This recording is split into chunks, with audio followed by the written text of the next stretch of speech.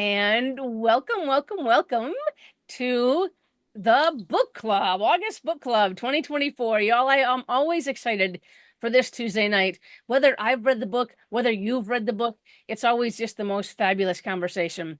I know that we've got one more person on a train right now saying, the bad news is I'm going to be a few minutes late. The good news is the train ride is going to let her have a chance to finish the book. So Kristen will be with us in just a minute. Kim, before we start, I have got to ask you about an exciting happening at Sanctuary in the Woods this last weekend. I'm pretty sure it was our first inaugural fishing derby. Can you just let us know? Because I'm sure each of these fine women are on the way there next year. If you share a little bit about that exciting day. Yeah, y'all may know that a couple of years ago, our big project for the physical property was to enlarge our pond. We increased the surface of it.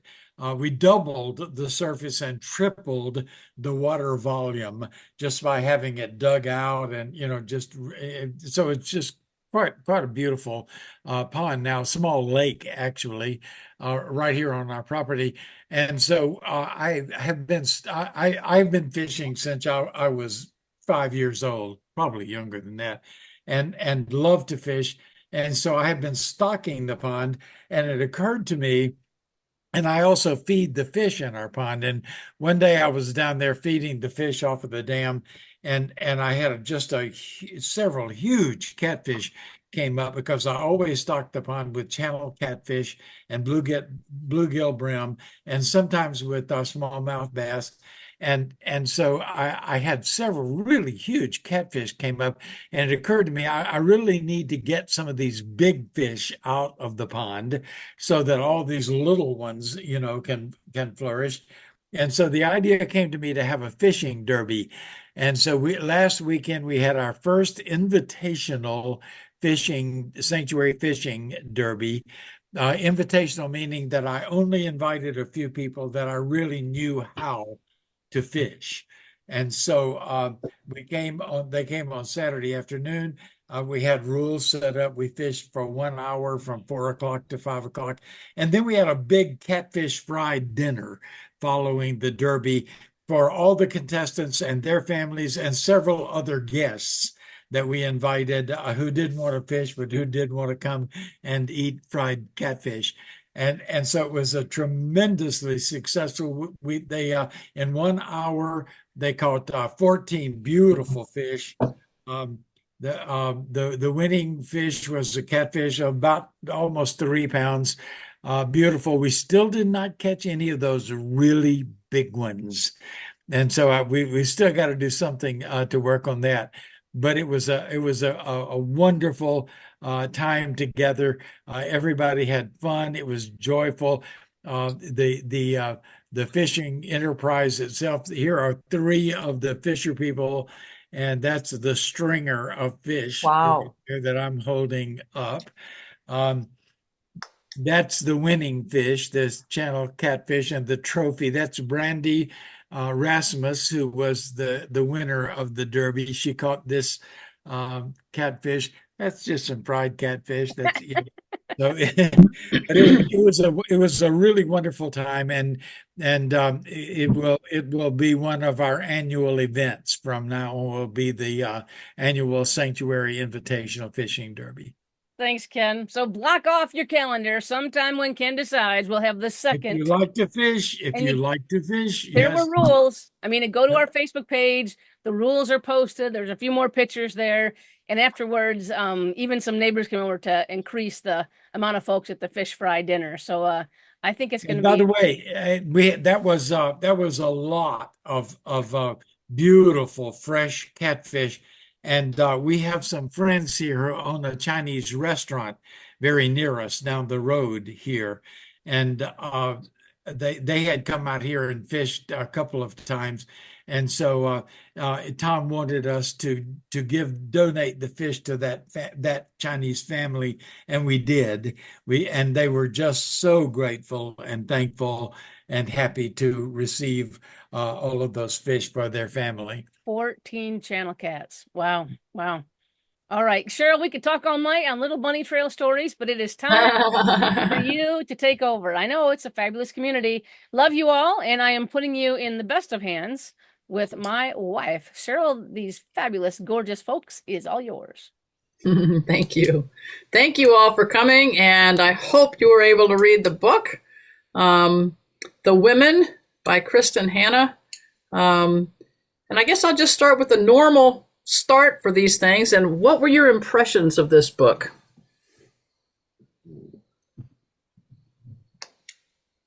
Well, I was impressed at how many parts of the situation of women that I had heard about. And then even at the end, she explains how she worked different things she had heard about that had happened to women into the book. She put them in, and I just one by one. And it was all so true. And you know, because that was my era, and I ran into people throughout my life, that women that had tried to get into the service and or did, and said how rough conditions were over there. And I had an aunt who served as a WAC on Hawaii in World War II. And she had told me sort of more wonderful stories, how the women were welcomed and there were nice accommodations. And so this situation in Vietnam, you read about in the book, the accommodations were so horrible. And it was when she hit the ground, she had to hit it running. You know, she had to start working that day. And I think that's one of the things that amazed me, was how the author worked in. And then when she came home, you know, the reaction to her, the fact that her parents had hidden her military service all the time she was gone, saying she was studying in Italy. All those things, I guess, happened to people. I know they did. So it was I just enjoyed the book very much because it was things I'd heard about, and now it was all put together in a nice storyline. Yeah, you learned some stuff. Were you going to say something, Kelly? You I learned said a lot. I found it really sad. It seems like nothing turned out right for her. Mm. Yeah, for her personally, a lot of things that had happened. Yes. What surprised you? That they were that way about women way back then. They just didn't even acknowledge that they'd been there. That's weird. I think what surprised me the most was the end of the book. The way she just kind of went off to this retreat thing she did, and I don't know that many women that would have done that. You know, again, it's fiction, but it just seemed quite hard to do and quite unusual for, you know, in those kind of centers to be set up, and you know, she'd work at one and all that. But That was part of her healing, right? Yeah. right, yeah. And healing of others as well that had been through so much, trying to find a way to do that. Yeah. I want to ask a couple of questions just about the story itself, and then I want to get into some of the stuff about Vietnam and about war in general, that kind of thing. But one of the things that she said at one point was, words were creators of worlds. You had to be careful with them. Remember where McGrath had this thought? That's a clue, McGrath.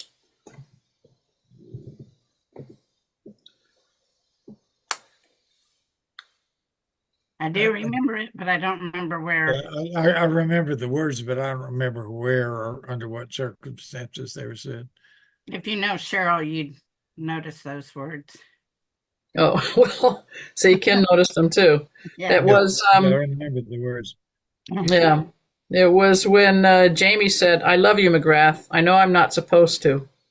Mm-hmm. She longed to say it in return, but how could she? Words were creators of worlds. Yeah. Had to be careful with them. Yeah. He was going to meet his wife. Mm-hmm. Yeah. Right. Yeah. Wow, I thought that was a really powerful statement that she made there. And so I highlighted it and just so true, right? It Right. was it's a part of the whole the to me the larger theme of the book was what this war did to people. Yes. You know, Frankie herself, the way Kristin Hannah develops her as a character, she's almost a caricature at the beginning because she is this sweet, totally innocent, very moral, Catholic, young, pure woman, you know, and she creates her that way to show how evil this whole war was, that it could even corrupt a person like that, that even a person like Frankie, Hmm. could end up being so broken and so damaged, by war. And so I think, um, she was starting even then to build this portrait, of this remarkable young woman, but just to show what war does to, I mean, I was over there. I was right in the middle of it. I kept thinking in a way I was sort of in the same situation that these nurses were in that I wasn't in combat, but I was in a combat support unit. So I didn't see all this blood and guts stuff every day, but I did see it, and I did know it was going on all around me all of the time. And so I think that this just the way Kristin Hannah recreated this era and what it meant was just how evil the whole thing was and how it damaged everybody that it touched, in any Hmm. way, including somebody as young and innocent and moral as Frankie was. And as patriotic, right? I mean, she Right. was a patriot and really believed in the things until, quite some time into her service, So, Well, yeah. and I really appreciated how the book dropped you in a way that you felt like you were experiencing it, like you weren't looking back at the 60s. You were experiencing them as they unfolded. And there were a lot of startling connections to some of our issues today, Yeah. Oh, yes. right? With Black Lives Matter and, some Mhm. of the real discontent and, you know, almost revolutionary fever to really disrupt, um, in the act of disruption and against our government that's going in the wrong direction. And so much of that has been going on now. Right. And, you know, Divisive. very divisive. And we know that that era changed everything. It changed everything. You When know, did people and generally know the truth about Vietnam? I didn't know until a couple of years ago. I watched a series about it. That was the intention. The intention was that you not know. Mhm. Right. But And when do you think people did speaking, know? speaking about the damage that the war did to people, at an MCC in Chicago, in Evanston, one of our wonderful speakers, he was like an orator, Richard, had served as a chaplain in Vietnam, and he was a Christian Science person. And anyway, Richard was so well spoken. And then one day we were talking, and he said, "Well, I'll do anything to help the ministry here." And he did a lot of things in front of people, but he said, "Please don't ever get me involved with the children." And I looked at him and I thought, I wonder what that means. And he said later, he said, "I had too many times, unfortunately, where I was in villages and a child was sent in with a bomb on their back and they Mhm. blew up our soldiers." And Mhm. he said, "I was there and I escaped." But he said, like Ken said, he wasn't on the front lines, but he was close enough to have experienced that more than once. And he Mhm. said, I just can't, my nerves, now I know it was PTSD, then I didn't have that term. Right. Yeah. But he said, my nerves just can't take it, children. I just can't take it. Yeah. So the damage to that man, who, as I said, this wonderful orator, he could orate beautifully and had a lot of skills. Um, but he was damaged. He was damaged by what he had done over there, what had happened. And the other thing that I thought she dealt with so profoundly in the book was what happened to everyone who came back. Um, Coming back from that war was a totally different experience than Yes. we ever had coming back from any of our other wars, you know. Hmm. And just like I had totally forgotten some things. I told Tom, um, I had totally forgotten a lot of things about that happened when I came back from there because I had just shut them down. I had just closed them off. I had just, sublimated them.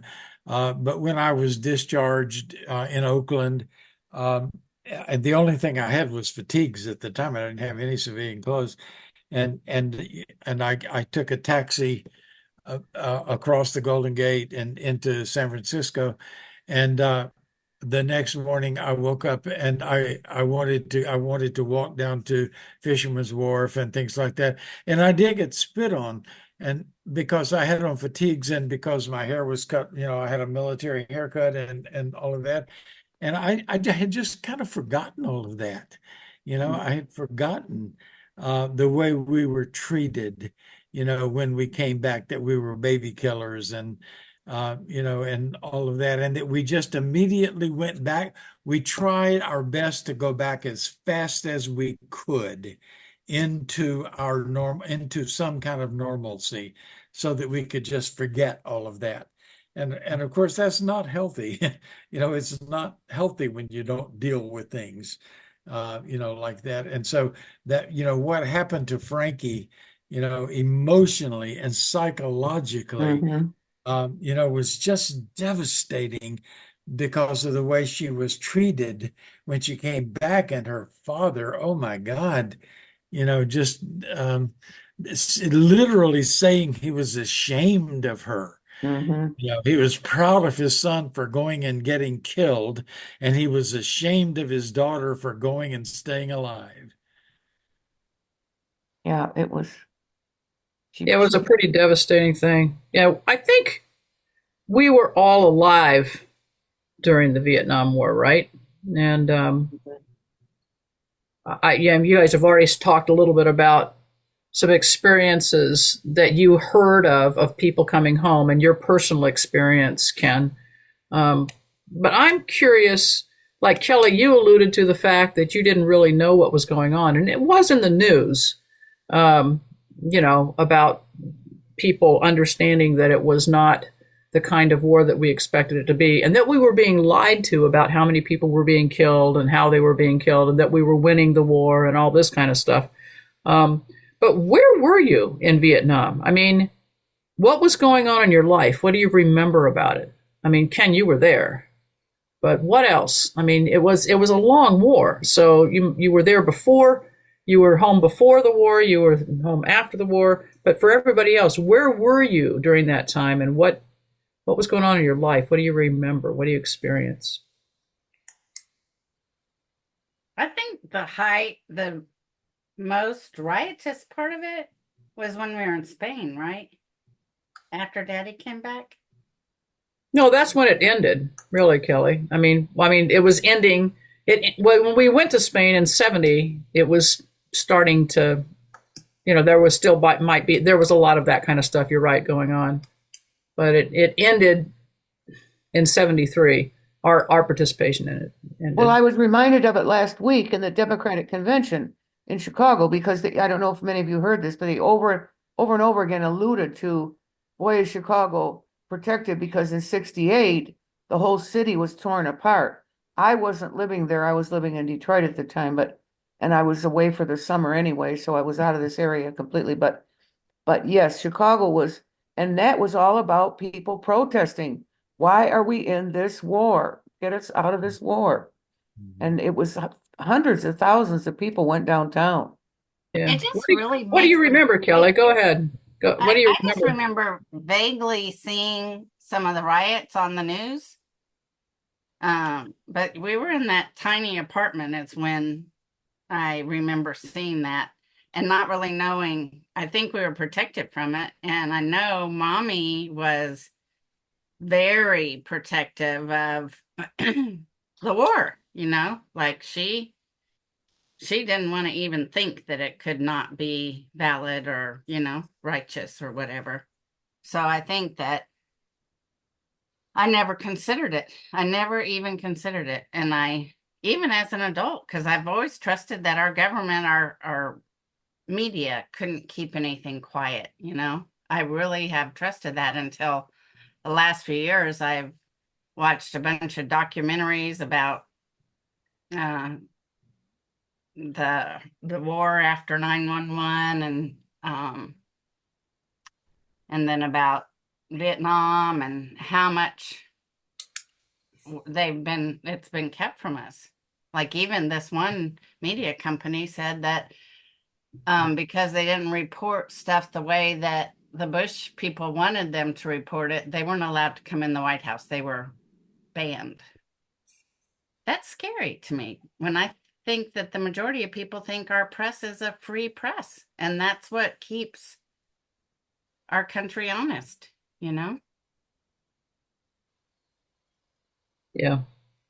I think that should be against the Constitution, that everyone should be able to go to those press conferences. It shouldn't be play favorites. I don't know. That's what impacts me the most about this. I cannot believe they drafted kids and took them over there and let them get killed like that for something. I mean, did any of those presidents even think? Like it just makes me angry when I think about it. What it did to all those people. Well, and it was so Korea wasn't much different. Korea. And my dad served in Korea. Mm-hmm. And I was very young during Vietnam, but I remember my dad saying this is just as bad as what we were doing in Korea.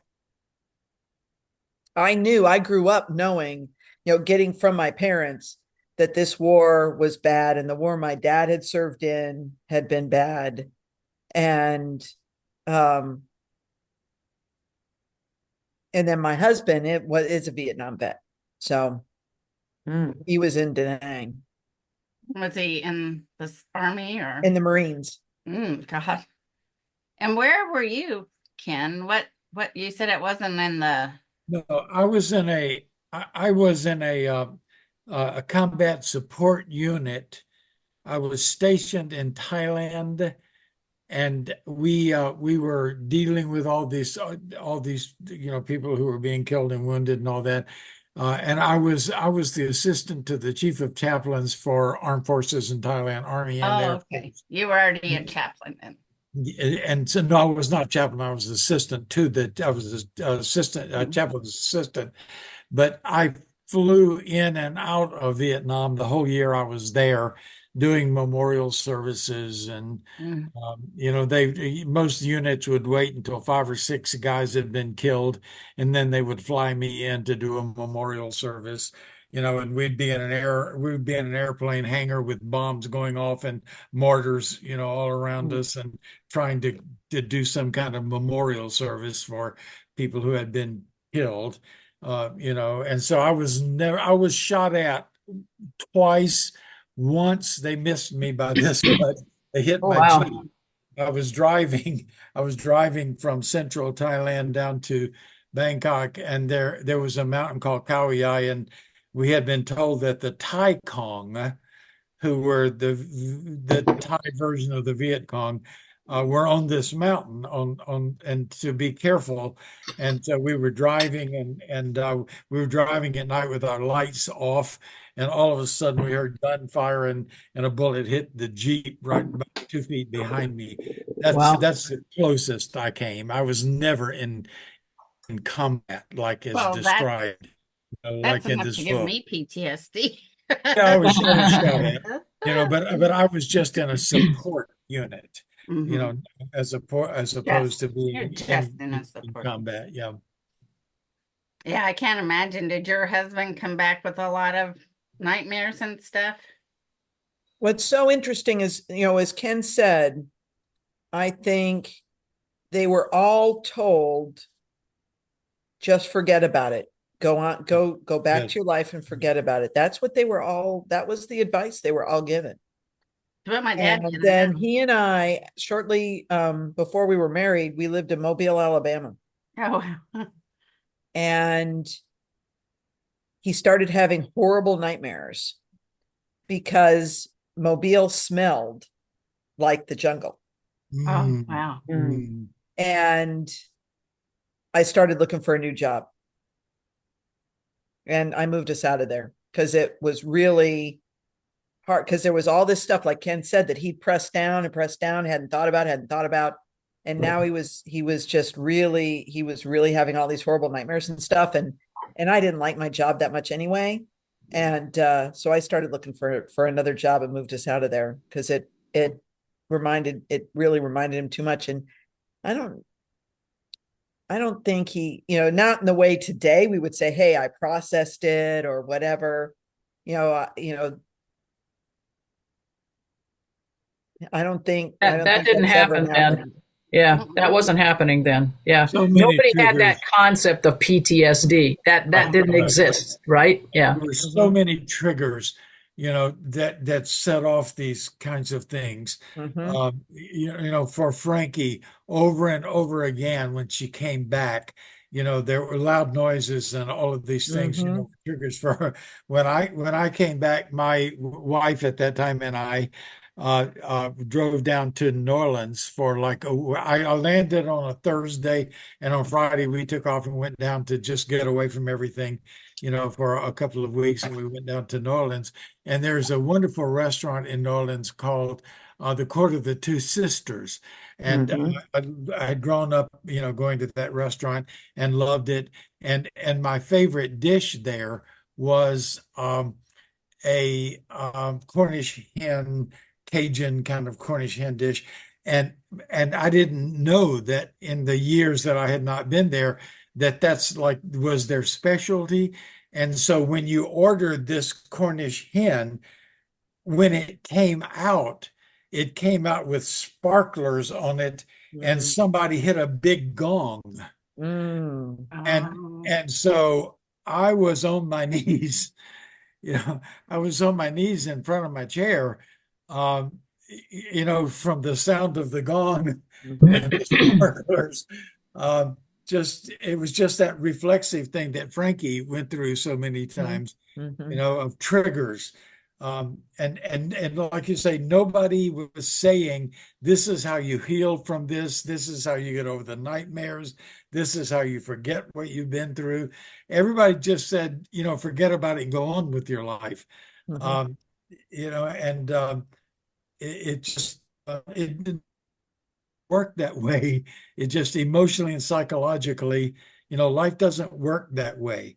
So Mhm. that everybody who goes through, and it doesn't just have to be war, everybody who goes through any kind of traumatic Oh experience, yeah.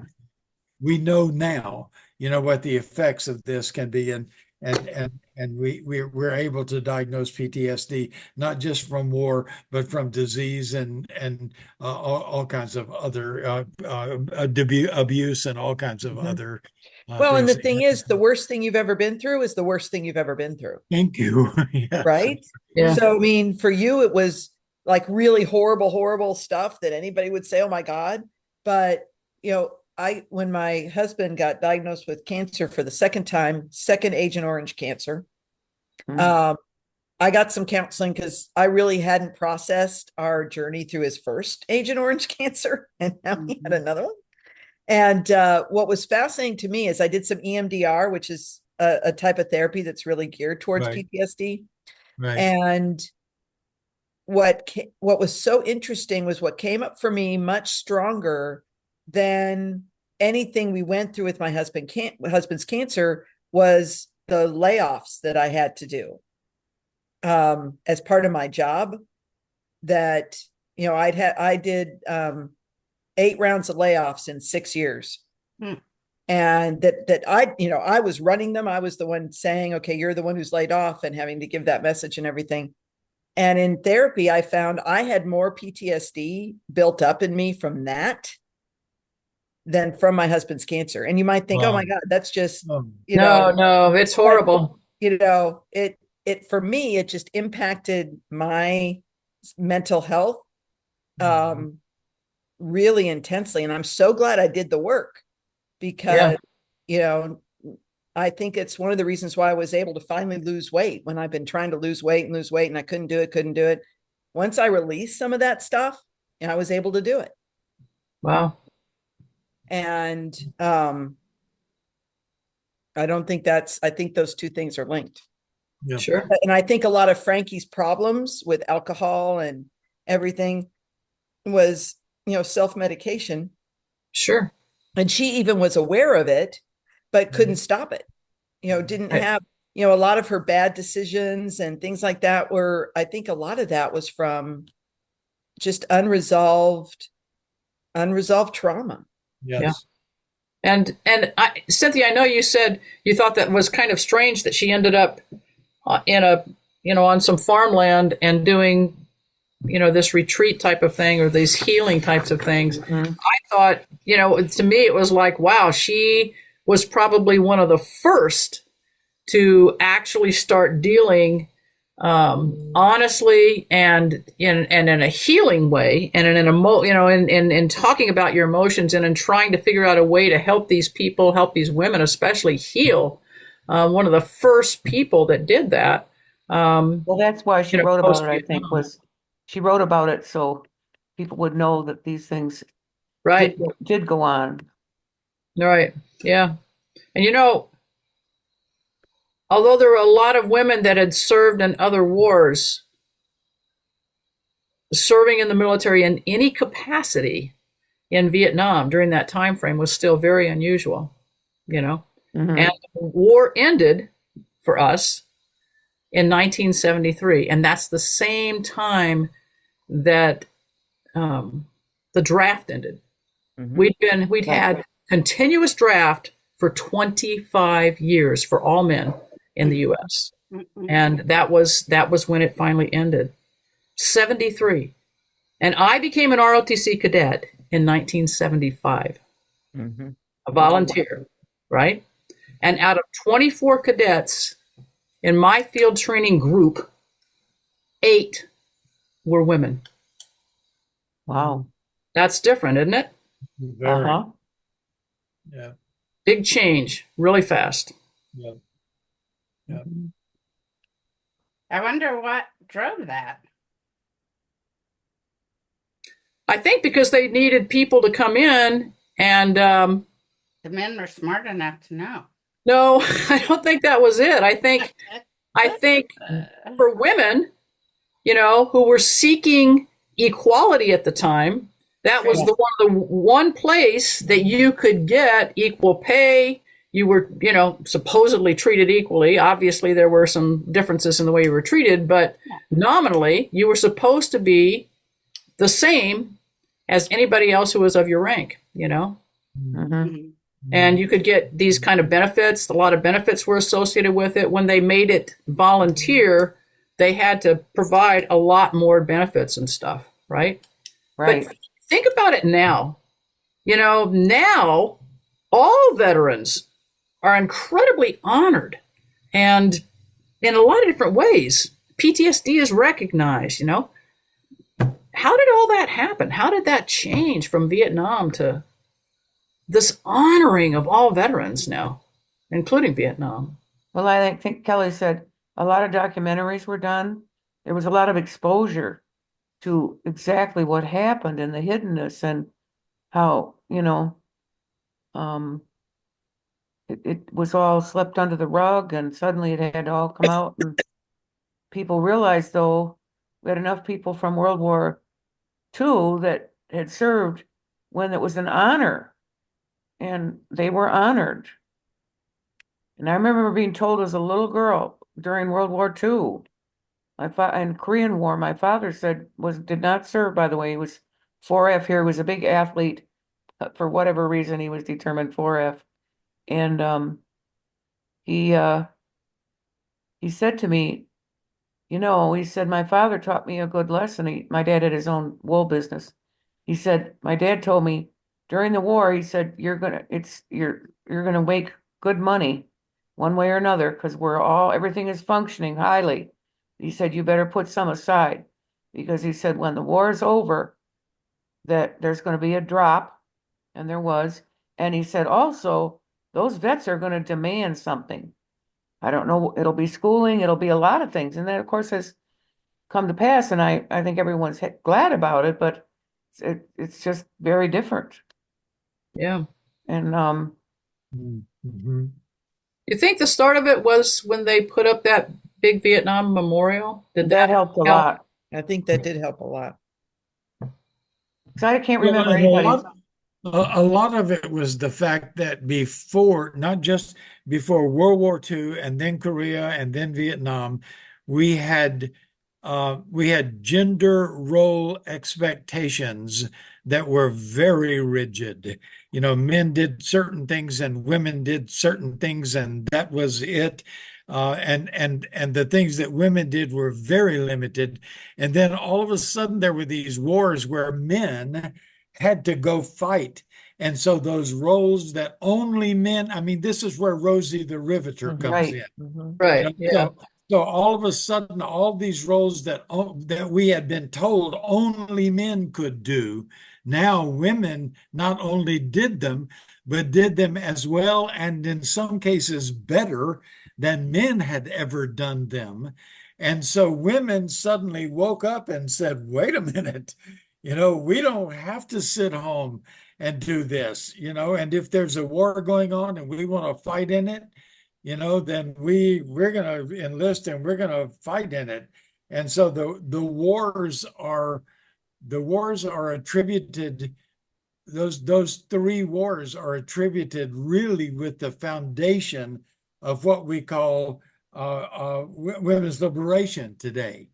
The idea that women do not have to stay locked into certain positions because that's all they can do.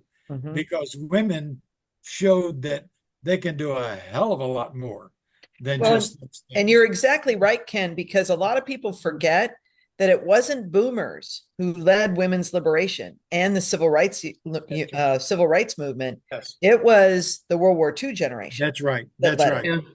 It Yep. was those women that really That's were right. the leaders of a lot of the women's liberation that They then boomers benefited from and took forward. But that's they had but it was the they, generation before that really led all that stuff. they had to develop the skills to literally keep the society going. Yes. Men were somewhere else in the world fighting. And so when the men came back, the women said, we're not giving up, all these things, that we've learned to do. You can't. And there was actually a gender war in the early 50s that has Yeah. not been this. Somebody needs to write about this. There was a gender war in the early 50s when men tried to put women back into the In the positions box. they were in Mhm. before World War II, and the women weren't having any of it. Mm-mm. Well, but it was somewhat successful because they just kept everybody pregnant. Yeah. Right? Yeah, that was, yep.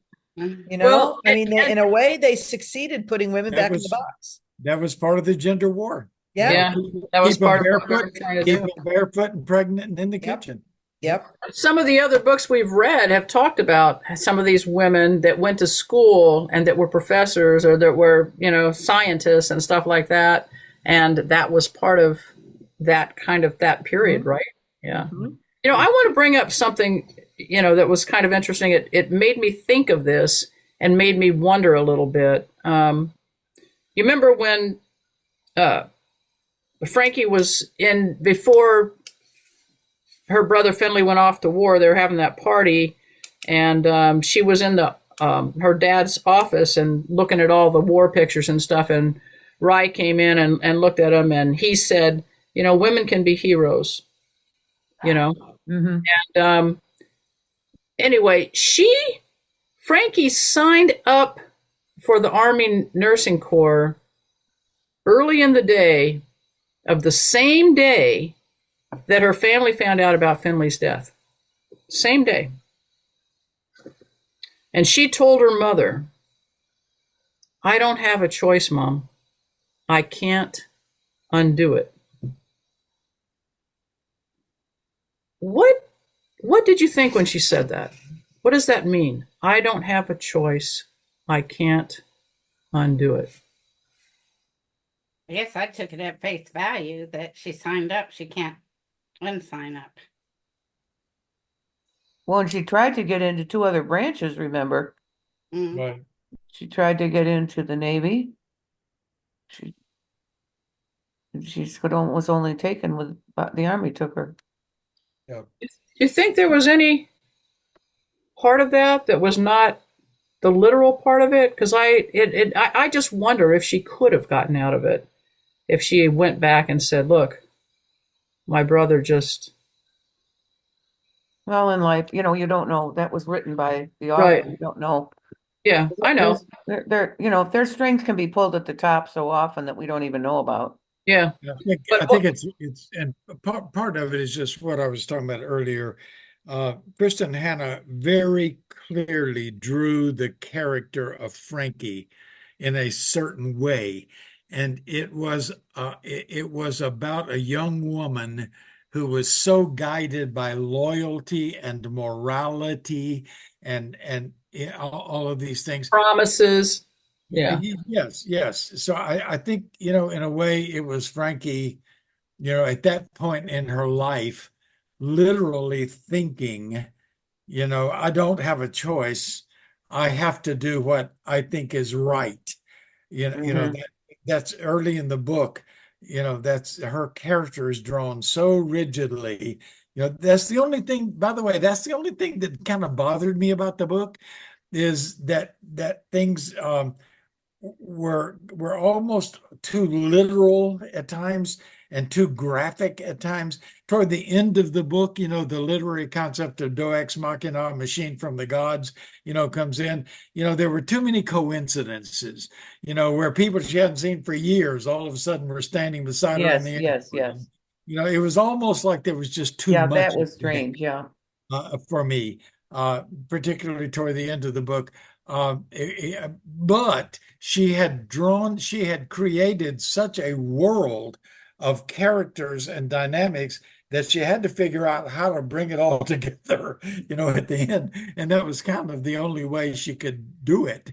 And she's one of the great storytellers, of our age. And so she did it. But that kind of bothered me at times. It was just a little too literal and convenient, and all the right people showed up at the right places and the right times, even though that didn't make any sense at all. No. That they should be there, at that time.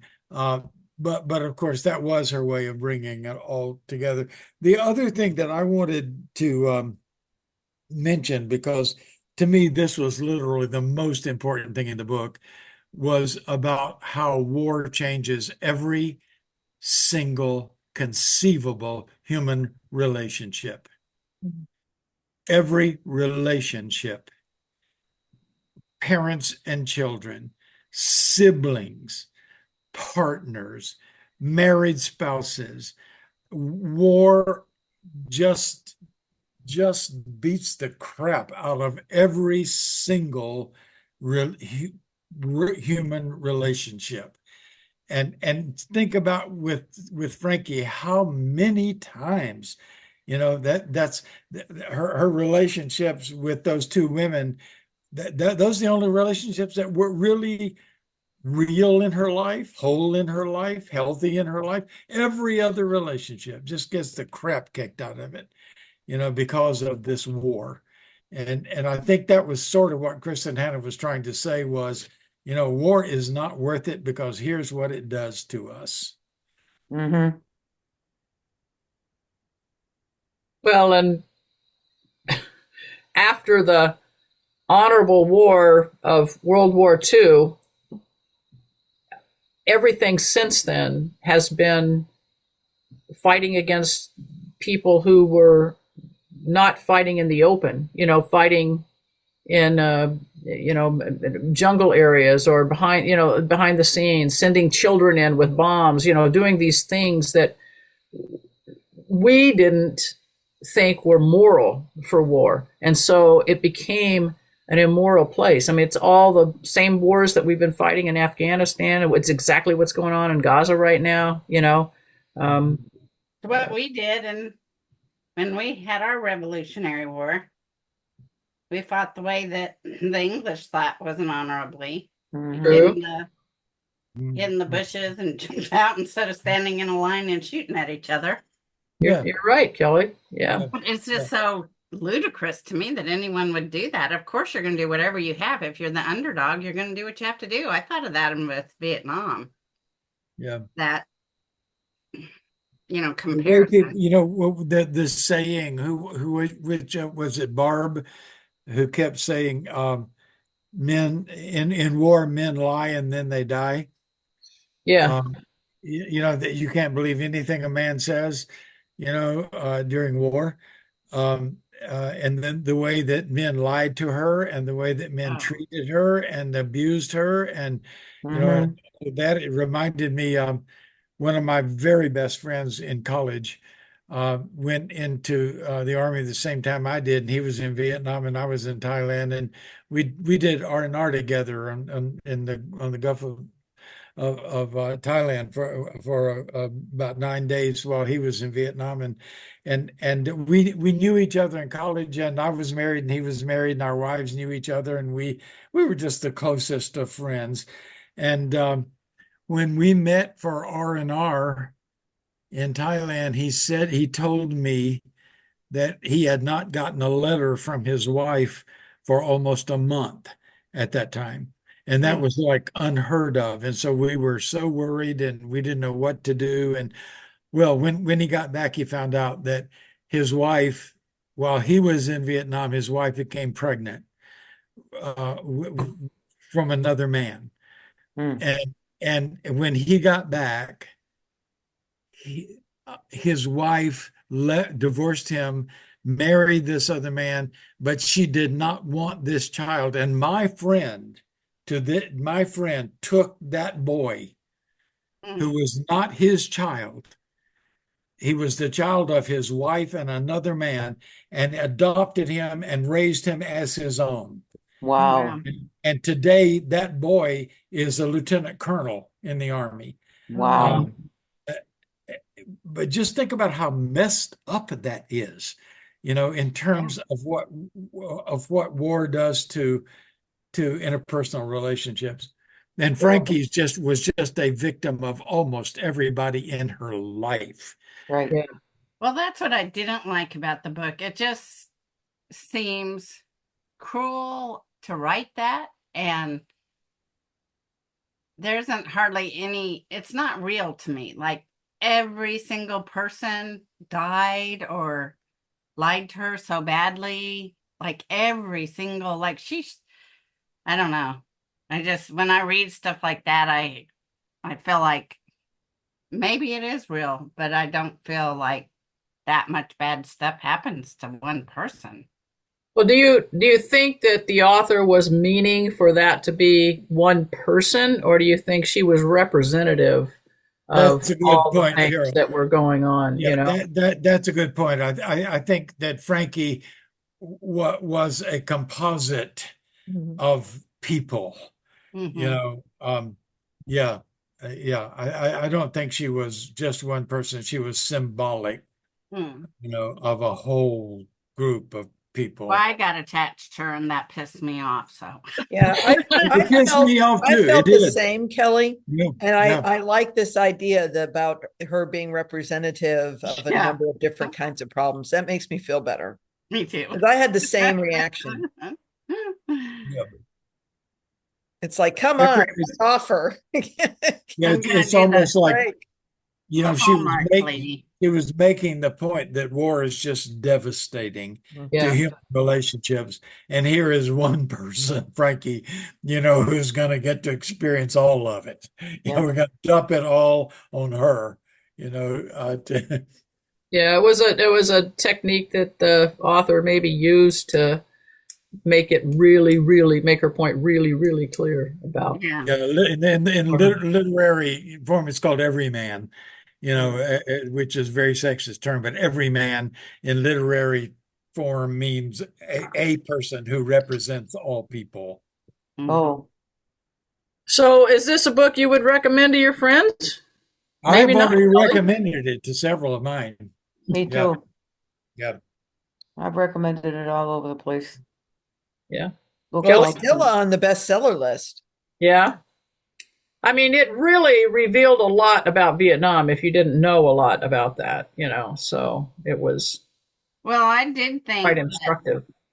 um to me it's comparable to her other works, like the things she writes about, they're deeply emotional and Yes. tragic, it seems like. Did we read the book about the Dust Bowl, or did I just read that? We What? didn't read about that. Kristin No. Hannah wrote another book, and it was about the Dust Bowl days. Oh, the Dust Bowl. Yeah, we read I only that. read that. Yeah, the Four Winds. Yeah. Yes, Yeah, that was a good book too. Yeah. yeah, But it was sort of the same level of human tragedy, I guess, and how the times can destroy people. I love to read writers who do a lot of research. And Mm-hmm. Kristin Hannah researches Mm-hmm. her characters and her time periods and her geographic spaces, you know, and there's just this book is so amazingly researched. I mean, you know, I knew a lot about the Vietnam War, of course, but there's stuff in here that I didn't know, you yeah, know, and I really appreciated that just that focus she has, you know, about research. She's going to research it. She's going to get the details, you know, absolutely historically correct.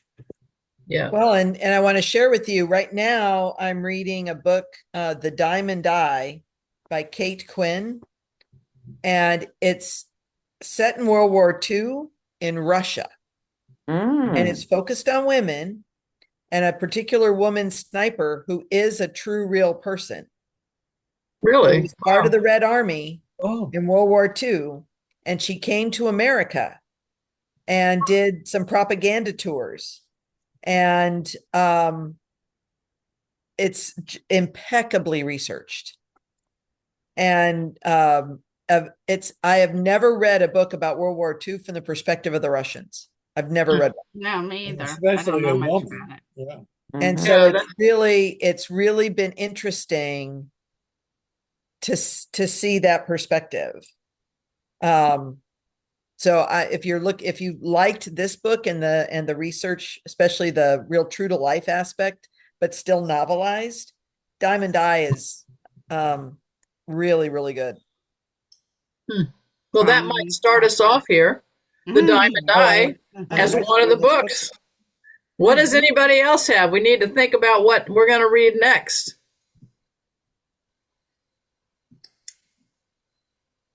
Did y'all bring any ideas?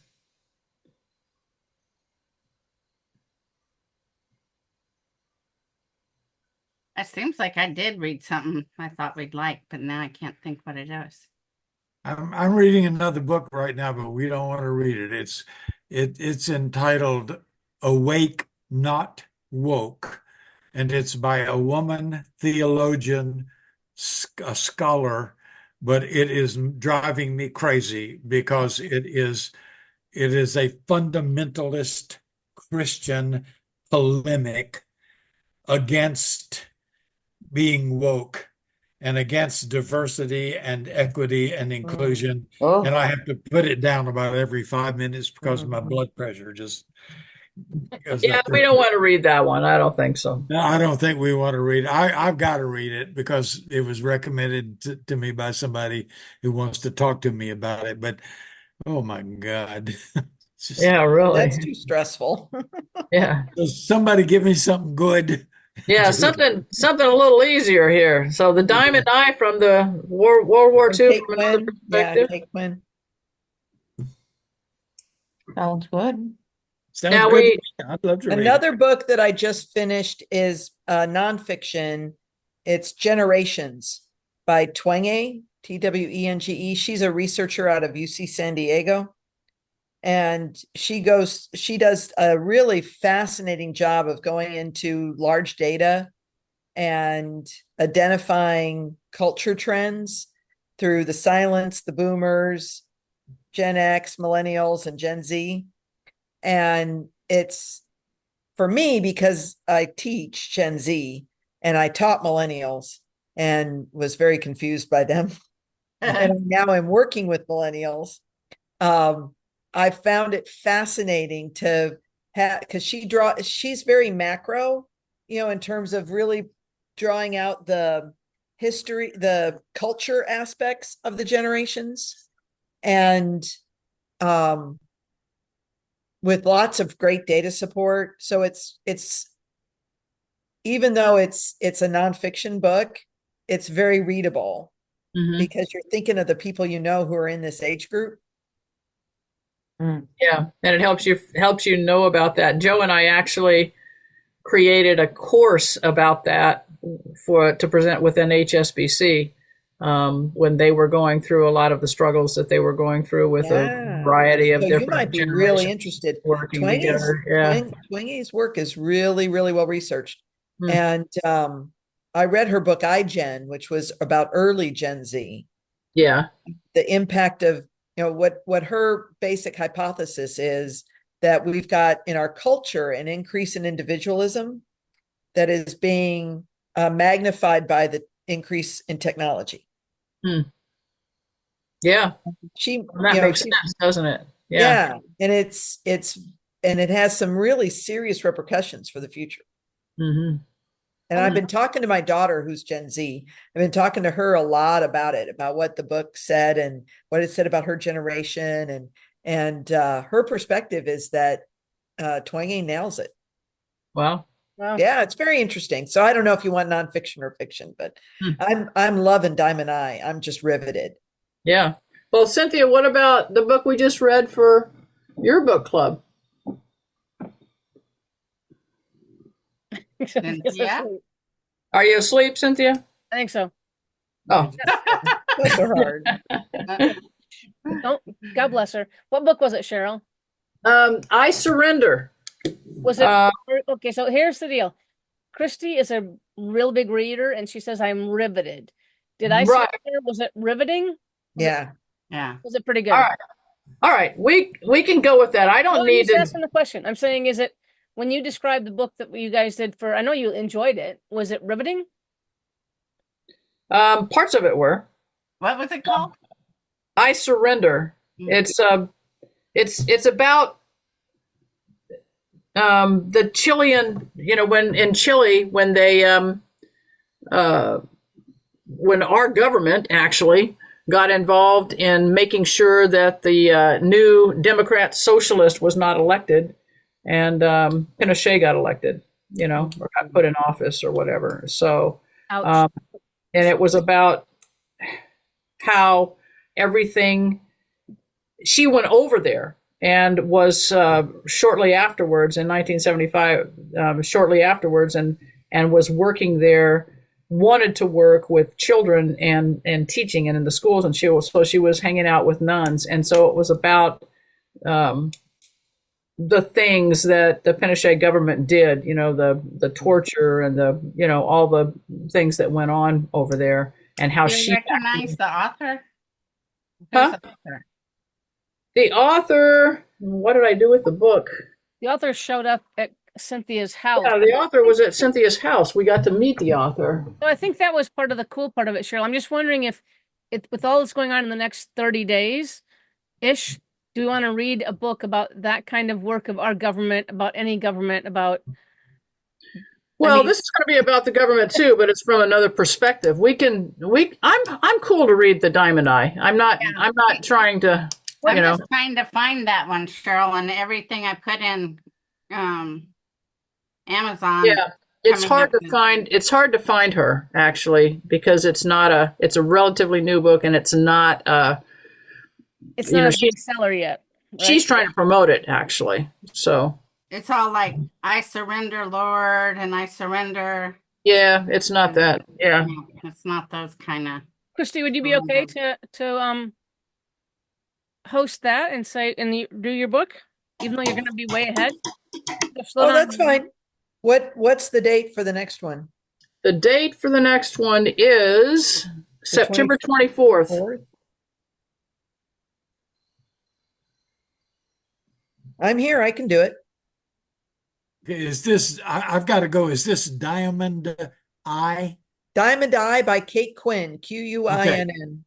Okay, good. Got it. All right. Are you guys good with y'all. that? All right. Thank you, Ken, for coming. Love you. Love Thanks y'all. for sharing your Thank you experience. so much for a good Bye, Ken. conversation. Thank you. And Enjoy thank you for your service, Ken. Yes. Yeah. All right, gang. Doesn't he? We got it. Diamond Eye by Kate Quinn.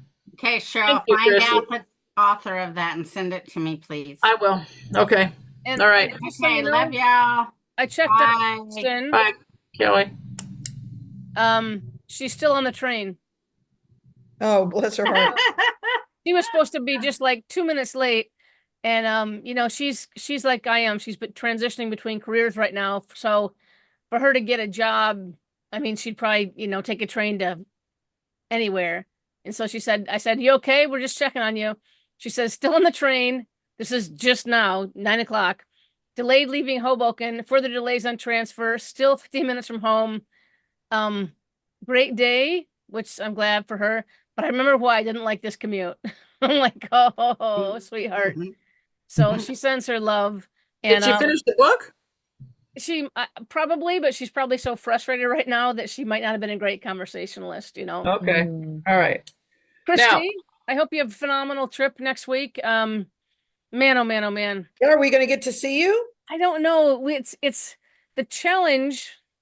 We've just got so much shit going. Our daughter. I get it. I get it. Okay. Don't worry about it. I'm going to tell you now because I tried to coordinate a big surprise party at 17 different levels, but Sue's gone for the weekend. It's Sarah's nephew who passed away, his either birthday or the anniversary of that, and Sharon's in Ohio or on a cruise ship. I'm like, I did everything I could. And then Rachel is bringing in her boyfriend to see us starting on Monday. Yeah, it's a big deal. Rachel's all over the moon, like nervous. Her boyfriend's much more nervous. That makes Cheryl and I nervous. And so it's a shit show here. So anyway, Christy, I tried. I'm excited that you're going to get to see Sue's family because Oh yeah, we'll get to see Sue and and we this is kind of a back to Ann Arbor for Frank, I'm not root against you. Sorry. Yeah, but you're the only one, Kelly, that'll be rooting against her. But only one here. Tom will be rooting. But yeah, I'm hoping to get a cool gang of folks to see you and Frank, and it's just like it's just next to impossible. Amy's like, I can get up at whatever and drive 5 hours. I'm like, no, don't. So when is Rachel coming? Sunday for dinner. So we would have to be back here Sunday in order to smooth everything over. And, she and her boyfriend, plus the 2 dogs are coming to. Yeah, I talked to her this week. They've been on a trip. Yeah. Yeah. It's in that van they made. Yeah. Let's just put it like that. But we'll be living vicariously through you, Christy. I'm excited. All right. Like I said, Cheryl and I were going up to see Sue and her family when she had to go to the ER. We were supposed to be That's right. Saturday with them. And so, yeah. So we've been stacked our visits. But the tough thing is, Christy, I worked at UT System a long time ago when UT was totally different. And like all the chancellors got tickets to the games. And so one of them, whenever they didn't use their tickets, they'd just give them to us. Sweet. And so, yeah. I remember I took my mom to a Longhorn game when we were playing the Aggies. It was a home game, and we're like right on the goal line, right in front. You know, my mother's the biggest Longhorn Well, fan I you ever spent saw. just an inordinate amount of money on these Yes. tickets. I was going to say, I don't ask don't blame Christy you. what this costs. Yeah, don't ask me what they cost. They're so expensive now. Yeah. Well, and the only way to get them was SeatGeek and pay through the freaking nose. I know they've got to do something about that ticket thing. Well, you That's know what? pretty I'm sure you're frustrating. making the right decision, Christy. No doubt. Oh no, I'm absolutely sure because it's Make-A-Wish Foundation around here. If Frank wants to do it, we do it. 100%. I totally get it. I'm so glad Yep. you're doing that. Yep. Me Yep. too. All right, you I will hope see you you. We'll enjoy miss it. seeing you, and We're we gonna will see you hopefully right after the see you cruise. soon when we get back from the cruise. Dang, I love you. There we All go. right. Love you. I'll say Bye, Okay. guys. And hook them. Bye, Kay. Bye. Okay. Kay, you don't talk a lot, but I can't imagine book club without you. Yeah, I Thank you. know. I was about to say that. She's hardly ever had a comment, but Doesn't matter. I She's still enjoy here. you. I read the book. There you go. Love y'all. Adios. Bye. Bye. Bye, guys. And we're done recording? No, good job, honey.